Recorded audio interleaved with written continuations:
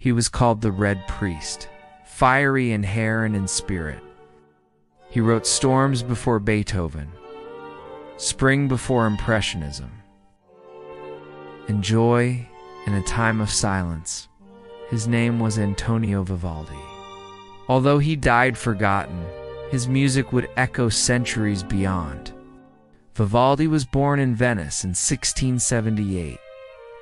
Legend whispers of an earthquake on the day of his birth, a dramatic beginning for a life that would create storms of sound.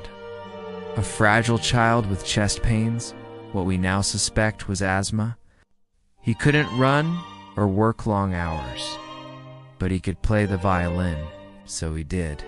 His father, a barber and a violinist, taught him the art of music. By 25, Antonio was ordained as a Catholic priest, but rarely said Mass. His health made it difficult.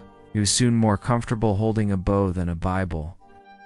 People called him Il Prete Ruxo, the Red Priest. Not for politics, but for his blazing red hair. In 1703, Vivaldi was hired to teach music at an orphanage for abandoned girls. But this was no ordinary school. The girls were prodigies. Under Vivaldi, they formed one of the most talented orchestras in Europe, performing behind screens for nobles and travelers from across the continent. Audiences were stunned. Angelic music from girls the world had left behind. Vivaldi composed hundreds of works for them. Concertos, operas, sacred choral music.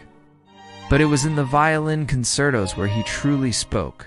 He wrote emotion into structure, painted seasons into sound. The Four Seasons, composed around 1723, was a revolution. Each movement told a story. Birds, thunder, harvests, ice cracking underfoot. Music became poetry. Sound became sensation. He didn't just write notes. He wrote nature. But fame is fragile. As musical fashions changed, Vivaldi's style fell out of favor. Opera houses closed their doors. His supporters died or moved on. By the 1740s, Vivaldi was broke. He'd sold his manuscripts for pennies and left Venice for Vienna, hoping to win favor with the new emperor. He died there in 1741, alone, buried in a pauper's grave. No music, no procession. For nearly 200 years, silence. Then, in the 20th century, scholars uncovered forgotten manuscripts, hidden in libraries, tucked in archives. Among them, the Four Seasons. The world listened, and it remembered. Today, Antonio Vivaldi is one of the most performed classical composers in the world. His music is heard in concert halls, films, commercials, weddings, dreams. But beyond the melodies lives the man, a priest who didn't preach, a teacher of orphans, a composer who captured the seasons of life and the weather of the soul. Thank you for listening to the story of Antonio Vivaldi.